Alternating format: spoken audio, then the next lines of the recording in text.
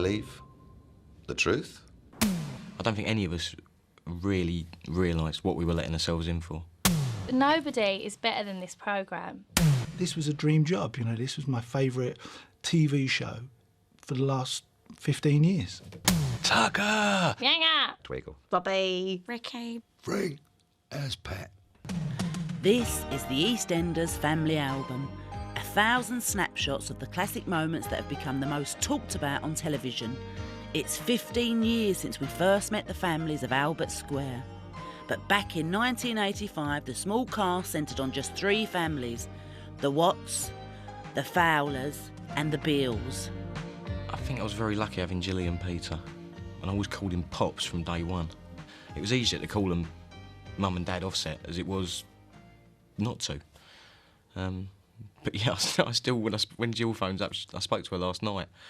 Oh, hello, Mum, how are you? Bizarre. From that first day, we really bonded, Adam and I, and Peter was great. I mean, we got on very, very well. It was lovely, part of a family, you know. Good afternoon, Grandma and Granddad. How much it like? I've spent half my life here. I mean, I know it sounds like an old cliche when people say, yeah, but we all get on so well. On the whole, we do. It's almost like an extended family. Nick the best from us, eh? Oh, should have been quicker, shouldn't you? I first met my EastEnders family in Elstree Studios in the canteen area. And I just remember thinking how nice they were. And we all seemed to get on really well, which was a bonus because you don't know what people are going to be like. I'd never heard a proper East London accent like Patsy's, and it was, it was this sort of real, like, only Patsy can do. And it was, and she went, I'm playing your daughter or something. And it was like, oh my God. And I remember I wasn't that old, but I remember thinking, my goodness, I don't feel old enough to have this tall, beautiful looking redhead as my daughter. I had it with Lindsay, my first scene. She was shouting at me, I was shouting at her, and everyone just clapped after. Hey, don't walk away from me while I'm talking to you! You're not talking to me, you're shouting at me!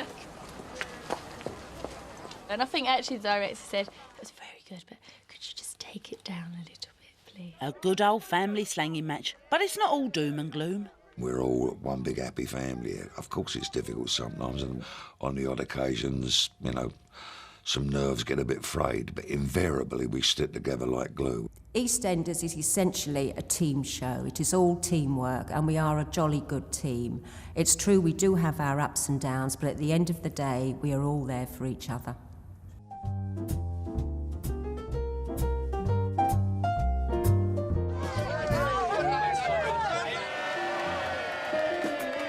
Oh, Mum, I'm so pleased for you. Well done, right?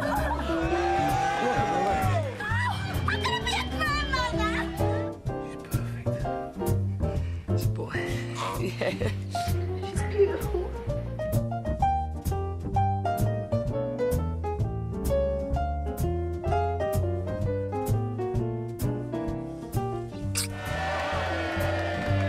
This is Frank Butcher! I do.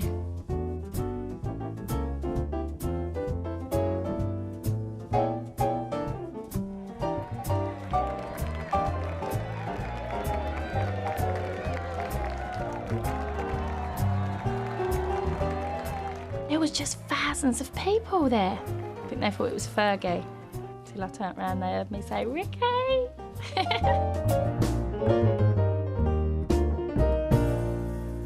Just over 200 actors have walked on the set of EastEnders, all from an original cast of only 23, sharply observed creations of script editor Tony Holland and producer Julia Smith.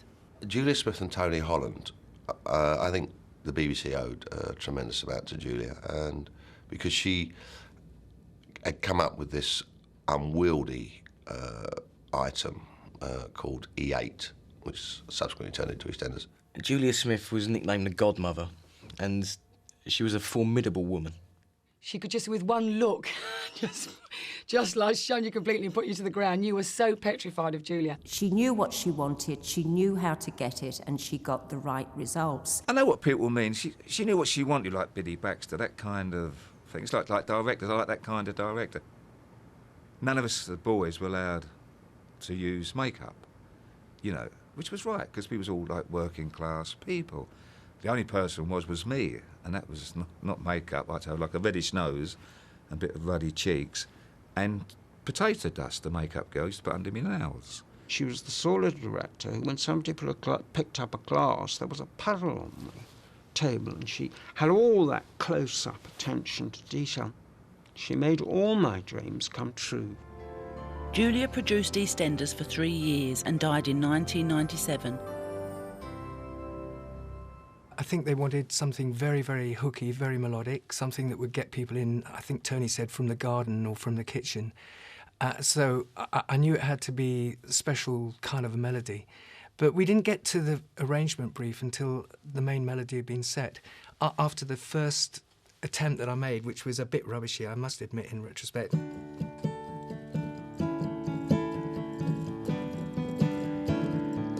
I could see from Tony's face that I was getting absolutely nowhere. So I came back the next day, and I knew that it had to be special. And I've got about 10 dozen favourite chord sequences that I keep for special occasions, I think.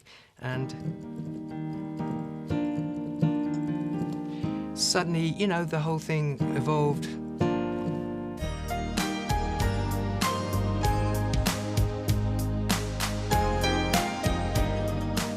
After discarding the original idea to base the drama in a real-life square in Hackney, designer Keith Harris created a perfect replica of East End London. But with the paint barely dry, the first episode aired on Tuesday, the 19th of February, 1985. Oh, stinks in here, doesn't it? I remember it opening with them kicking the door down, and somebody was dead. I think they burst into a dingy little flat.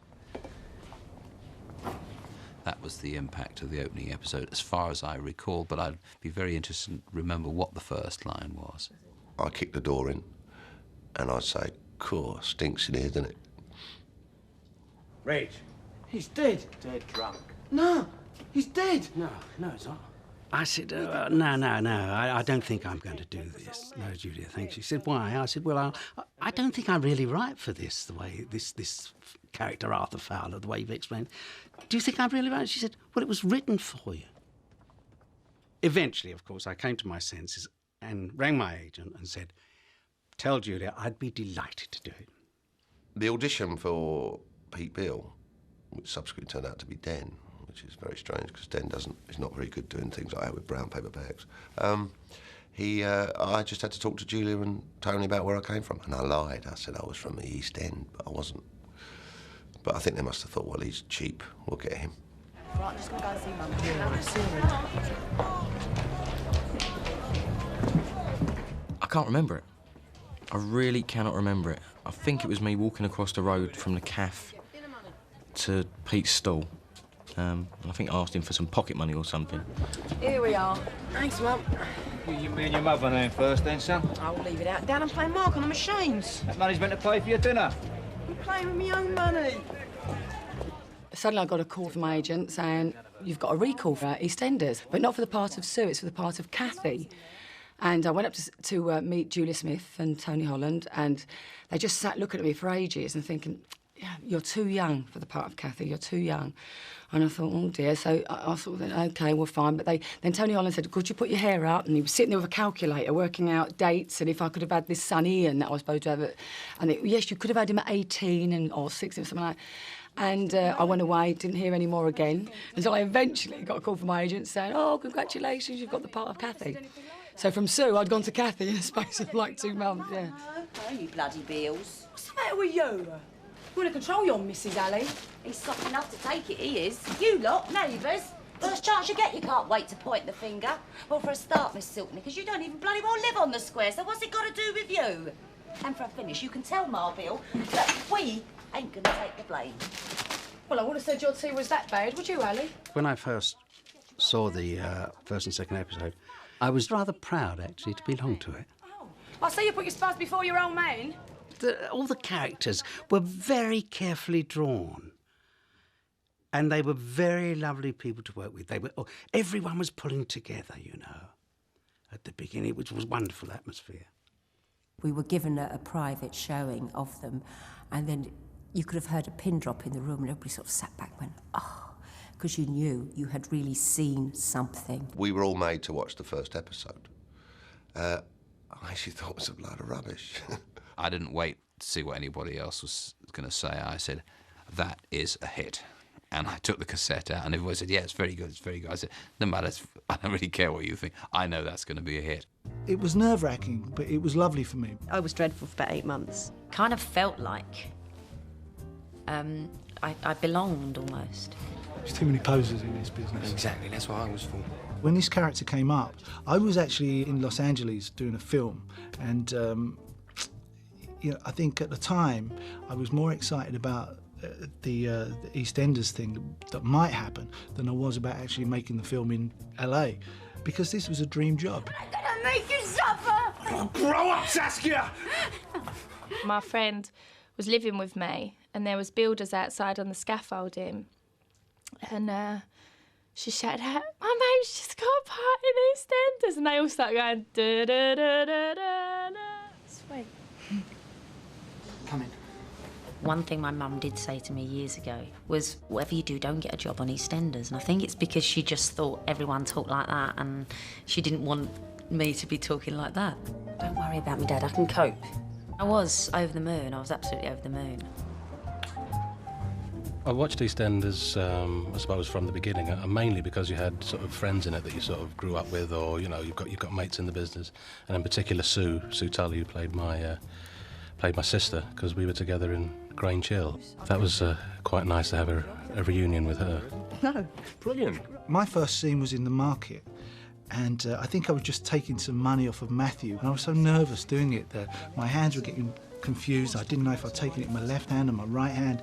And I was thinking, what's going on? It was a complete mess. Sorry, Kath. Oh, it's all right. If there's a new character, you can always see that they're really trying not to use anybody's names or whatever, but everybody's really good about it and sort of takes everyone under their wing. It was a bit like, oh my God. And I think I did call them by their names. What are you looking at? I certainly said it to Pam. I met her and it was like, oh, hello, Pam. I don't think any of us really realised what we were letting ourselves in for. I don't think I was ever prepared for the kind of profile it gives you. It's huge.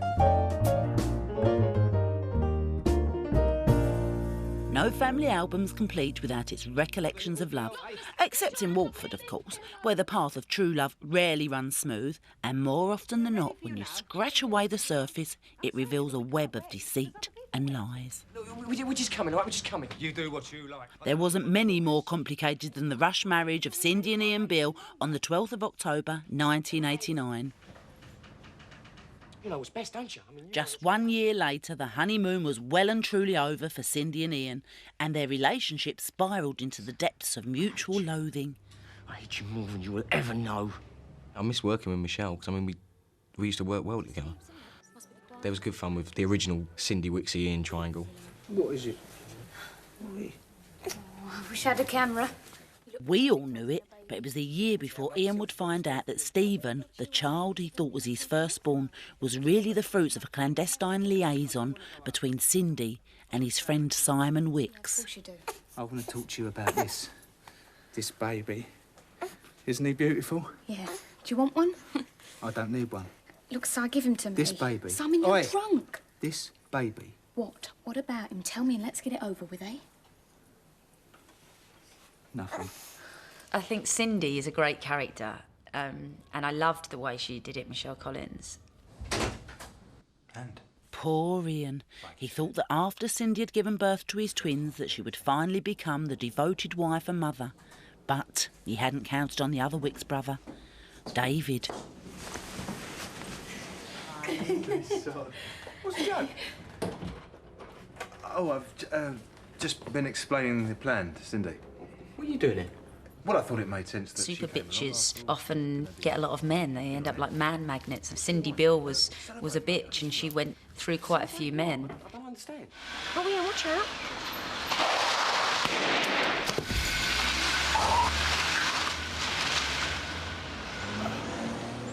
I remember when she kidnapped the children, that worked very, very well. It turned out very bitter, didn't it? It was very, very nasty. There must be some other way. What? There might have been another way if you hadn't started snatching kids all over the show. Which one? Gate 7. I'm getting too old for this. You've got Cindy racing through the airport, you've got Ian racing for the plane, and eventually Ian triumphs and gets his kids back and flies home to England. Let go of me! Steve and Peter!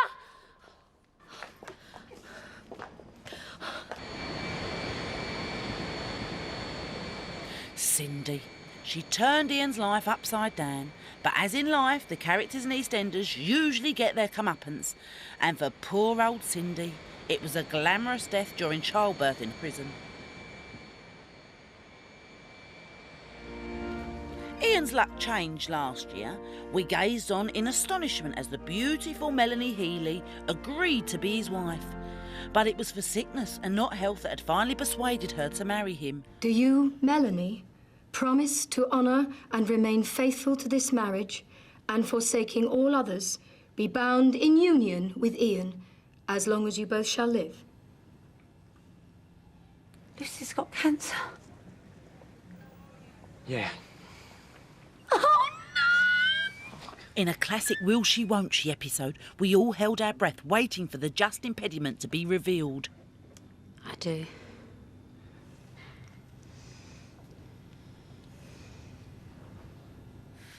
I don't think me personally would have forgiven anything that Ian did leading up to the wedding. But I also think that for Mel, that was an excuse. It was a way out. She just needed something to trigger it off so she could go. I need you, Mel. Thank you. Well, guess what, Ian? I don't love you. And I never have done. 3, 2, 1.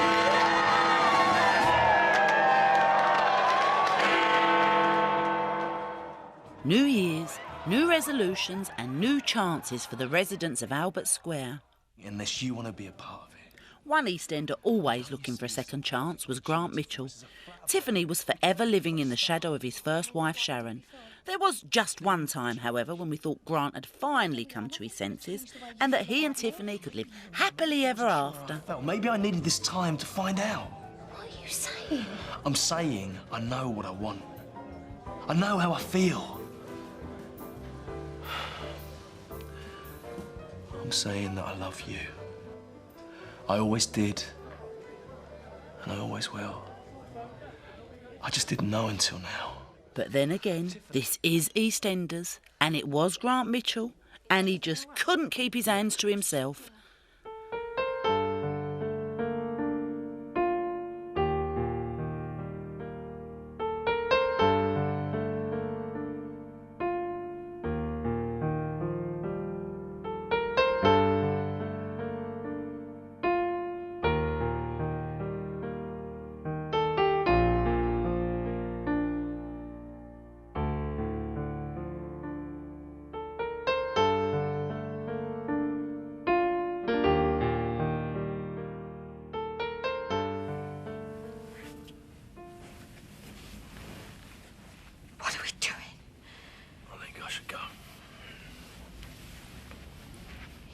Tiffany is the love of my life. I never knew it till now, but I'm never going to forget it.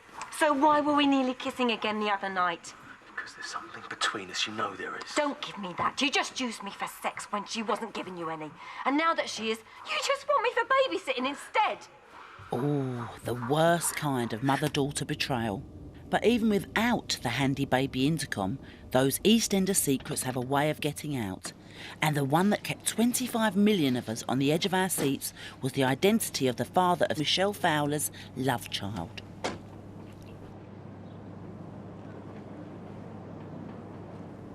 Den Watts, adulterous husband to alcoholic Angie, publican of the Queen Vic, and Albert Square's answer to the East End hardman. I'm sorry I had to call you. It's okay. You did the right thing. We were under a lot of pressure that day, and it suddenly started raining, and in the middle of a scene I just said, I think we'll go under the bridge, and that's how we ended up doing it. But Susan Tully, like her niece, was a fantastic actress, so we sparked off very well. Have you considered all the alternatives?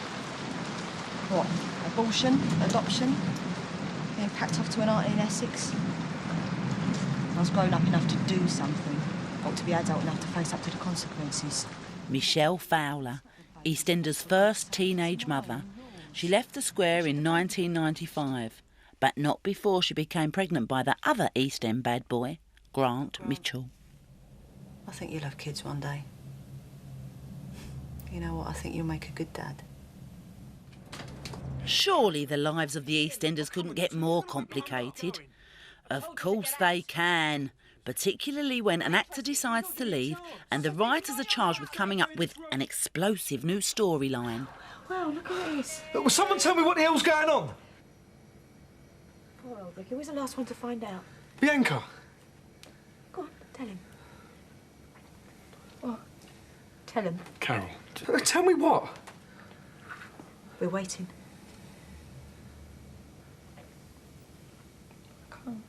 Of course you can. I bet he's dying to know. Now tell him, because if you don't, I will. What is it? Sorry. What's happened?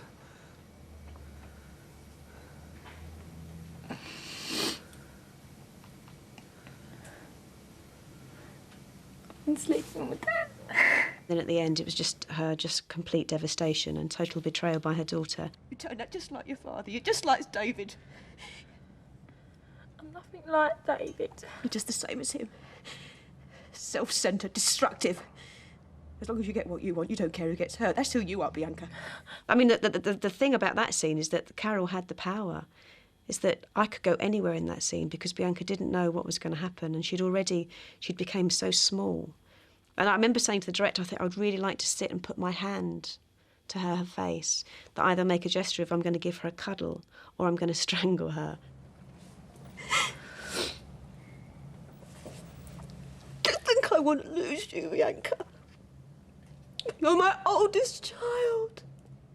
I think it was so emotional that we'd just done it a couple of times and we kind of asked, could we not do it a lot? Because it's just one of those scenes, you just couldn't keep doing the same thing over and over again because it was just too emotional. But actually, the bit where she did put her hands around my face just made me burst into tears. When it's finished, it's over. I can't even bear the sight of you. Getting a dramatic exit means that they are forever in our consciousness, but many of the actors pass through, leaving in much less infamous circumstances.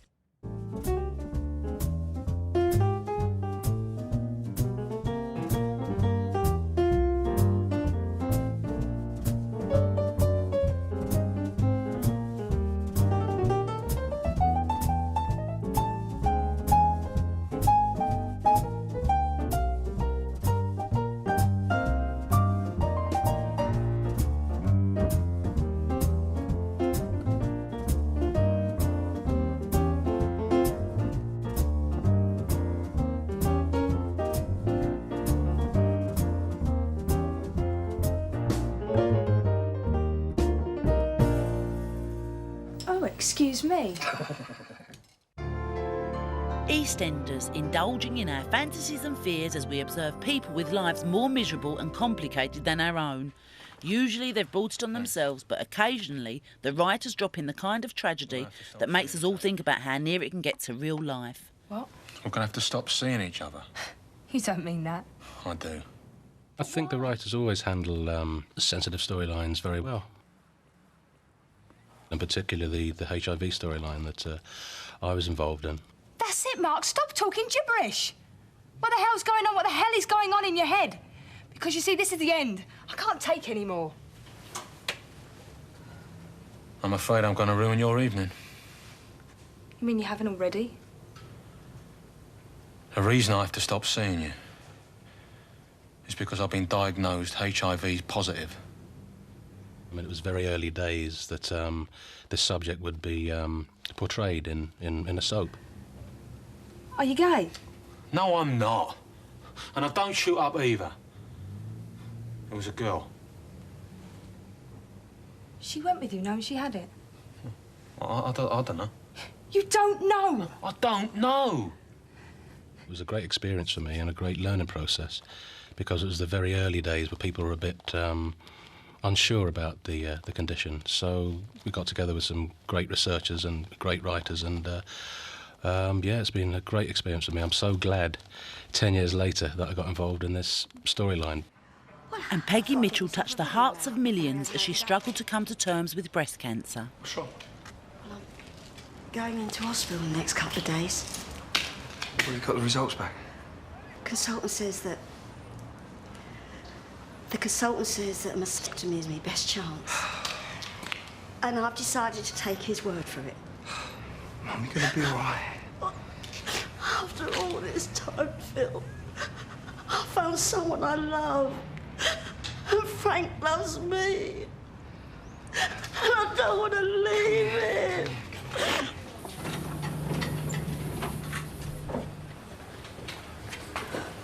Frank. Just a minute, please. I love you. You're gonna be fine. You're gonna be fine. Thank you.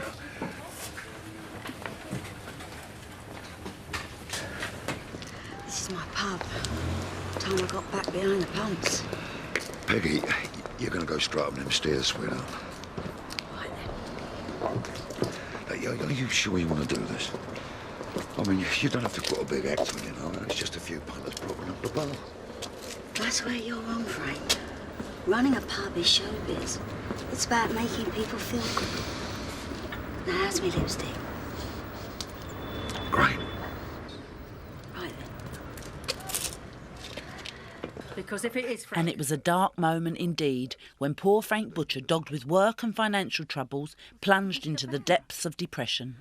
We've had a run of bad luck before, but we've always come out fighting. Darling, you're going to have to snap out of this one, or I'll have to shake you out of it. I don't think I'm going to snap out of this one, Pep. We've all got problems. God. Come on, Frank, get back on board. So every time we get a situation on the television, they look round and they can actually identify with it because it's happened to someone in their life at some stage in the game, and they can identify. That's the success of EastEnders, in my belief.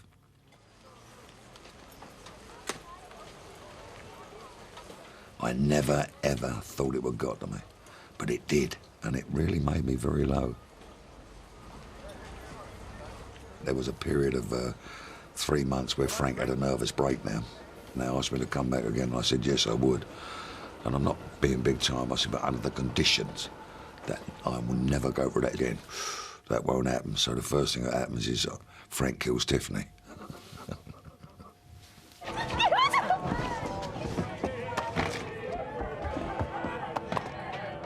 Grant! I'm going to call the police. Mum, no, Mum.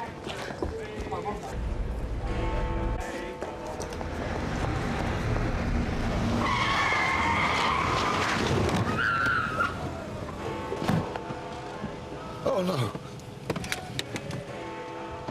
Oh, no. Oh, please. Now, if the producers don't kill the actors, there's always a chance that they could return. But this is so planned, and there's no guarantee you would get the same part. Go away. She was our worst nightmare in her role as Tiffany's mother, Louise Simmons, played by Carol Harrison. But she'd already had blood on her hands 12 years before, when poor Andy had a fatal encounter with a lorry.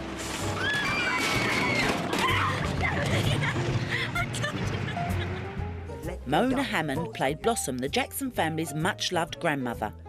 But hang on a minute, wasn't she the midwife delivering Michelle and Dan's baby? Leslie Schofield made his first appearance in the square in April '88 as Pat's first husband, Brian Wicks. He returned 9 years later, still a divorced father, but it wasn't Pat that was his ex-wife, but someone called Jane Healy. Hello, Melanie. Dad. And Barbara Windsor, the quintessential glamorous EastEnders landlady and mother to the brothers Mitchell. She'd undergone a major transformation from the original Mrs. Mitchell, played by Jo Warne in 1991. I thought my boys might have taken their old mum out for a drink. Hey? Now, a lot of families have their black sheep, but this family album would need a shepherd to round up all the troublemakers down at EastEnders. You stupid senile crow! Look, listen to me. Look, if they lock me up, I'll be finished. I just told you what it'll be like. Are you going to kill your own son? Are you? If you leave me up before they come, there ain't nothing much I can do about it. Nick. Nasty Nick, eh? It's a pantomime nastiness, you know, it's about something about the man. What do you take me for? A villain or something? The main thing that I really liked about Nick Cotton was his relationship with Dot. So I don't remember so much of the bad stuff, apart from the unconditional love that Dot gave him, which was constant support all the time. That mother-son relationship was very, very believable, I think. Now, I know that his past is nothing to be proud of. But I want you to believe me when I tell you that I'm convinced that Nick is now a new person. Good person. Of course, it'd be foolish of me to call him a saint. But if you want a modern version of the Good Samaritan, then your son Nick would be a prime candidate. Oh, I have wronged him. My own son. The pity that you had for Dot in that situation of how vulnerable and gullible she was amazing. And also he kept being bad. And I think people hated him generally, the character, because of what he did to his mother. Nice, Al. Nick Cotton. He lied to Dot, robbed her, and even tried to murder her. He's currently doing time in jail. A soap has to have a bad guy. Yeah, it has to have someone in there that can mix it all up. Apart from your two fists, you got nothing going for you. Do you hear? Nothing! And if I wasn't Courtney's gran, I'd have that child taken away from you. You're unfit to be a father! Don't you dare turn your back on me! Get off me! Traditionally, these programmes are led by strong female characters, that what would be fascinating in this particular programme was strong male characters and, you know, a duo, people who could infiltrate, who could just bring some testosterone in there. So we screen tested and worked long and hard and were lucky enough to come up with two superb actors in Ross and Steve. Tell me what happened with Kathy. I told you.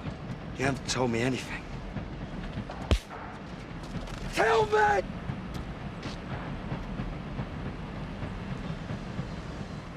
All right. I did it because of Sharon. Is that what you want to hear? I wanted to do to you what you did to me. Grant Mitchell. His world was turned on its head once again. You slept with him, remember? Phil was different. Why? He just was. Oh, I didn't know that the first time. In 1 minute I was looking at him, in the next, ripping each other's clothes off. Now we get to it, don't we, eh? What's good for one is good for the other, right? Kathy and Ben, they were the only decent thing in my life. Yeah, and Sharon was the only decent thing in my life, but it didn't stop you, did it? So like I said, we're quits. You really mean this, don't you? I mean, you actually believe it? What's the matter, Phil? I mean, I'm Grant Mitchell. Hit first, ask questions later. Trick women like dirt. Don't care about anybody else but myself. But that's what people think of me, innit? That's what you and everybody expects from me. So I shout about it when I live up to it. I ain't talking about anybody else. I'm talking about Kathy. Bad guys are better to play than good guys. Good guys, we all do that in everyday life. You know something? It was hardly worth the wait. Stop the car. Get stuffed. I said stop the car! Phil! With a bad guy character, you can kind of go to work, you can play out this kind of fantasy, and then go home. As an actor, you want to play extremes. I mean, I'm not mad on playing those characters that just kind of bumble along. You know, I like the highs and the lows. So they're the things that kind of keep me going. Really? Yeah, really. Go on, then throw me out. Throw me out. Come on.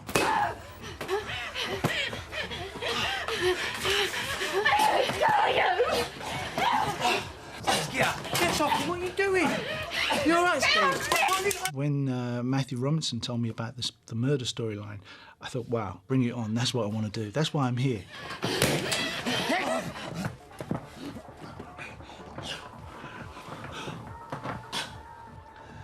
I wanted Matthew to go down.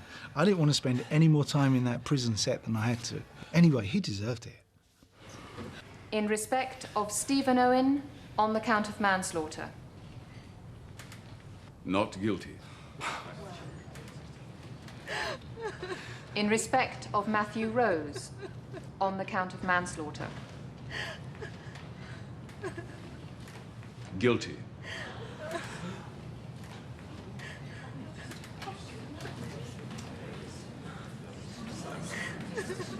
No! He's innocent! My son is innocent!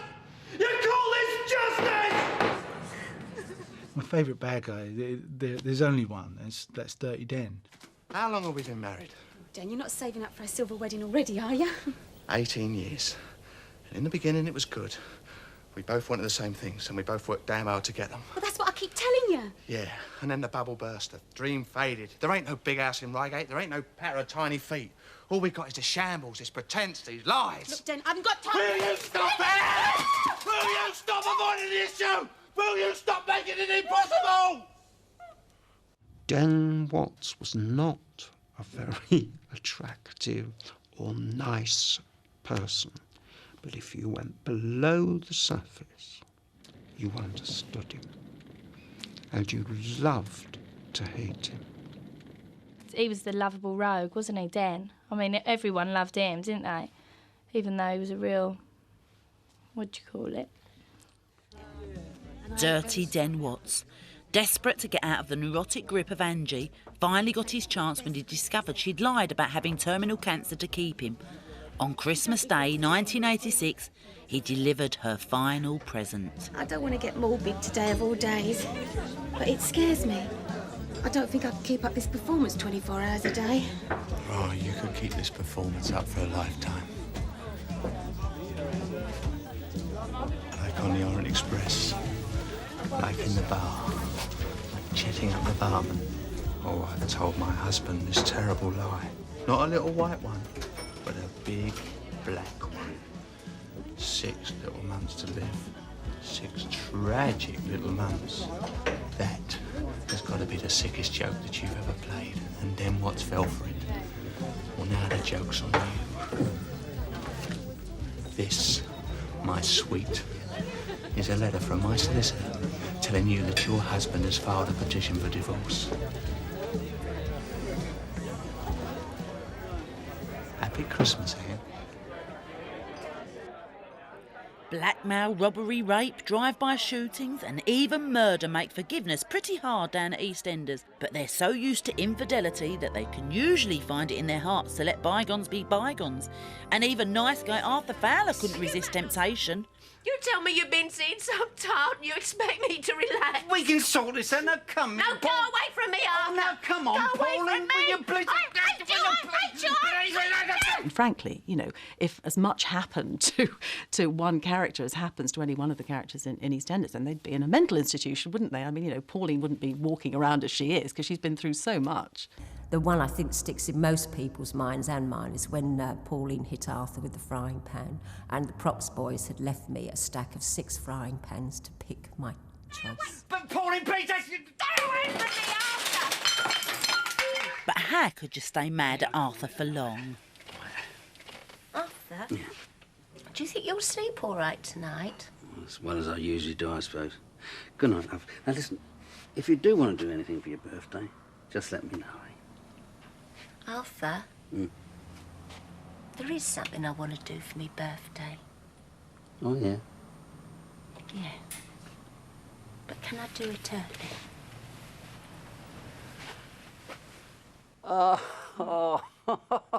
Even though Barry had lost his father's fortune, Roy stood by him.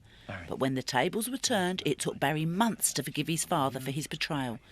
The night his mother had died, Roy was in bed with his mistress. Then I risk losing you. You haven't lost me. No? I'm still here. And even Ian could find it in himself to forgive Cindy in the early days. Oh, look, Cindy, look, I want you back. More than anything I've ever wanted, I want you back. Look, please, come back with me.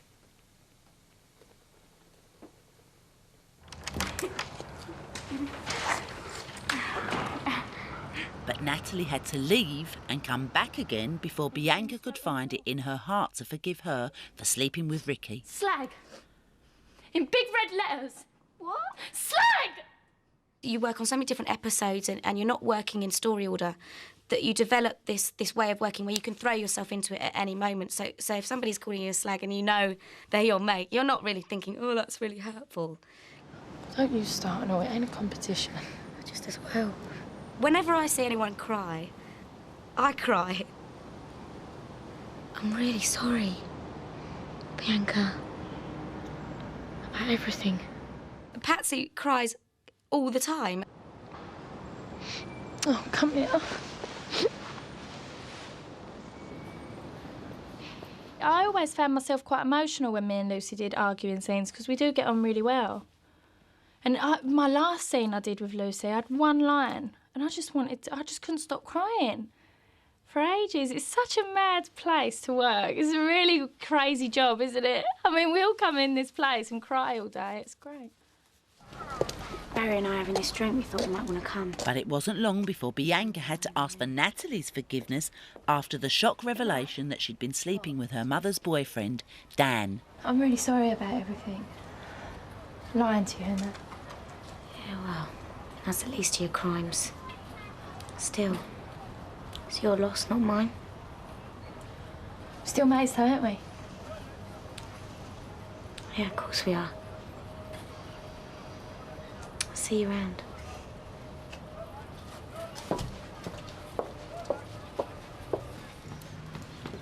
And Irene Raymond. Now, she'd had a passionate affair with Troy, her toy boy lover. Husband Terry, himself no saint, found out but he chose to turn the other cheek. I mean, if that's okay with you. So do I get the girl? Ooh. Do you still want the girl? Oh, yes.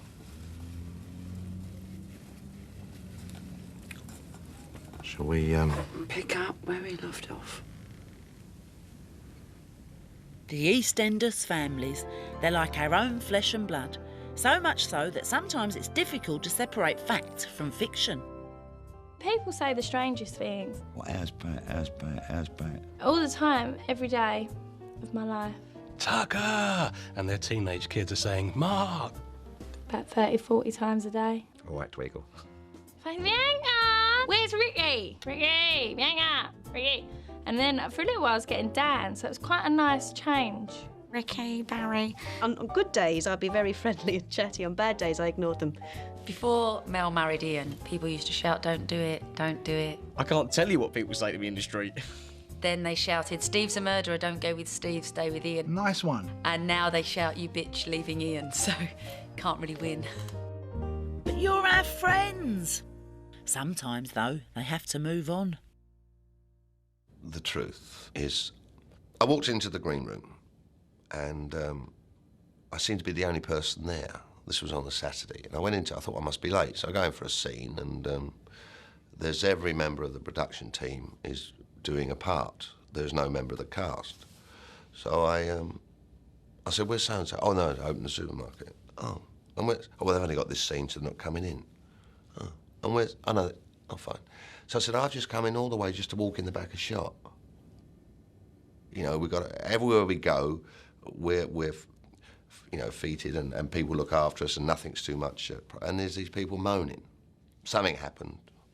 And I just went down and said, Julia, can I see you? She said, yes, darling, certainly, of course you can. I said, you know they're negotiating my contract next week? She said, yes, and the BBC have told me that I've got to look after you very well. I said, I don't want to do it anymore. And she went, what?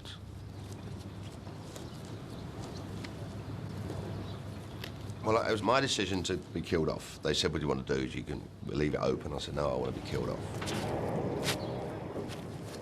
I said that she'd had this scene with Michelle, and that as she'd left, there'd been a young couple coming along, the girl holding the flowers, and as they'd gone past, in the flowers was this, it would be the girl that shot me.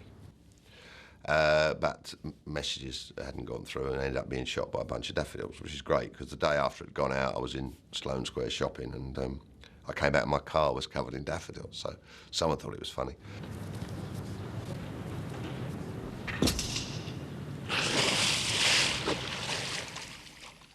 I wanted to leave. I'd got fed up with him.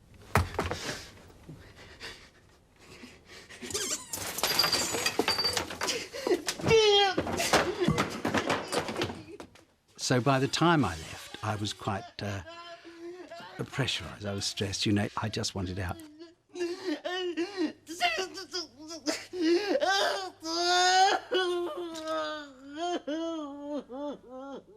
As for the death thing, I didn't care as long as they tied it up. I just wanted out by then.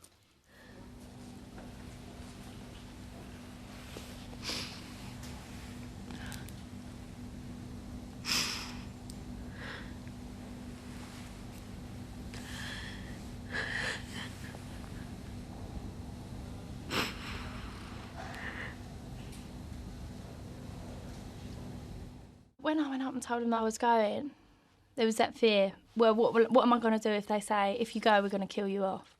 So I had to think about that one, because it was happening a lot at the time. And I kind of thought, well, if that's what they want to do, I've made my decision. You know, I've really made sure that I've made my decision. And if they want to kill me off, then so be it, you know. Bianca, wait! Bianca, look, I know you're upset, but I'm telling you something now. You go without me, you're going to regret it. I don't think so. Now stay away from me. You don't mean that! Look, it's over. You told me you had feelings for me. It just can't disappear. Mine have, Dan. Completely. I went up to Mal Young and Matthew. They're like executive producers, and it's like, you know, I don't really know what they're going to react like, and I don't know if they're going to kind of say, well, fine, bye then, you can go now, you know, because I know that nobody is better than this programme. Bianca! Ricky! I can't believe you're here. Matthew didn't really say a lot. Mal was just... And he said he was just a bit fed up that it was so soon. But I couldn't have had a better leaving storyline, and I couldn't have had nicer compliments. Of course I want you to. Now, come on!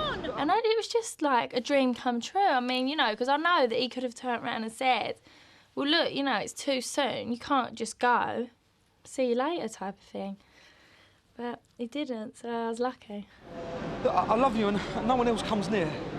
I just need to know that you feel the same. Of course I do. You know, I ain't second best. You know, I'm enough for you. You are. Bianca, I mean it. Just do me this one thing. Be honest with me. Am I a compromiser? Am I really what you want? Am I?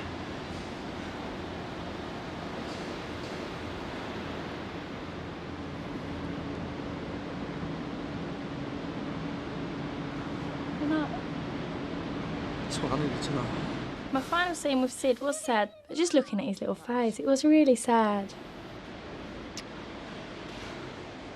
Didn't take a lot, really, you know. So then I kind of thought, oh, bye. And he's got one of them faces, hasn't he, that you just want to cry anyway.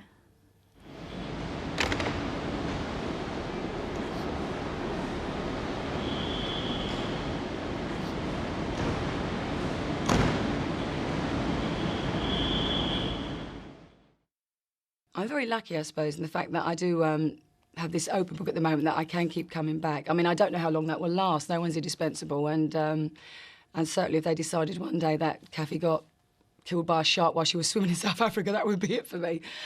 So I don't really know how long it'll last. I love you, Mum. I swore I wasn't going to do this. I couldn't let you go without saying it. I mean, all the times I've let you down and hurt you. Just stop it, all right? Don't you dare put yourself down. I am so proud of you. And I know if your dad was here, he'd say the same. You and Ben are the best things that have ever happened to me in my life. Every man I've ever known counts for nothing next to you two. I love you to death. Come here. Come on. Otherwise you're going to miss your plane. All right, I'll ring you as soon as I get there. Yeah. No, don't watch me, will you? You just go. See you, mate. Have fun. Jilly. Always love working with Jilly. And it's always great when she comes back. And please bring her back again. I think if I was ever going to be killed off, I'd like to be back in Albert Square. I'd like to be serving on Mark's stall now, which was originally my husband's stall, where I worked. And perhaps the stall could fall down and I would be killed by 400 weight of King Edwards. That would be it for me. Gone as I started, serving potatoes. The way that I would like to go out, I suppose, a ball of flames in E20 being burnt down, maybe. I think he'd probably have to drown in the chip fryer. I think Ricky would definitely kill Bianca. If anyone, he'd strangle her. EastEnders. 1908 dramatic episodes with thousands of stories swapped over the bar of the Queen Vic. 15 years of on-screen highs and lows. More people will come and go in the next 15 years. More pictures for the EastEnders family album, bringing their own brand of heartache, passion, revelations, and perhaps a ghost from the past. Well, I don't know what's going on in Albert Square, but they need someone to sort them out.